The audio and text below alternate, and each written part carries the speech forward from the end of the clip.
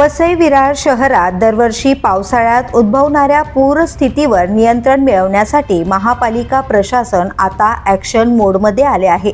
नवनियुक्त आयुक्त पृथ्वीराज बीपी यांनी स्वतः पुढाकार घेत शहरातील विविध नाले आणि सखल भागांची पाहणी करत परिस्थितीचा आढावा घेतलाय। गेल्या काही वर्षात वेगाने वाढणाऱ्या नागरीकरणामुळे वसई विरारमध्ये पावसाळ्यात पाणी साचण्याच्या समस्या तीव्र झाल्या आहेत।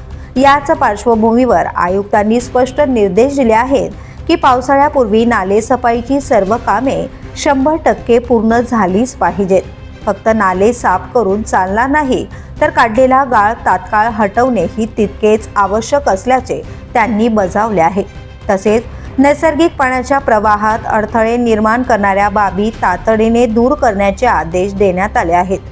विरार, आचोळे, गोखीवरे, ओमनगरसह अनेक पूरप्रवण भागांची पाहणी करत प्रशासनाने सखल भागात अतिरिक्त पंपिंग यंत्रणा तैनात ठेवण्याच्या सूचना दिल्या आहेत। आपत्कालीन परिस्थितीत 24 तास नियंत्रण कक्ष कार्यरत राहणार असून नागरिकांना कोणताही त्रास होऊ नये यासाठी आवश्यक सर्व उपाययोजना करण्यात येणार आहेत। पावसाळ्यापूर्वी प्रशासनाच्या या तयारीमुळे यंदा तरी पूरस्थितीवर नियंत्रण मिळणार का याकडे सर्व नागरिकांचे लक्ष लागले आहे। द पोलीस न्यूजसाठी अनिल शिरसाट, वसई विरार।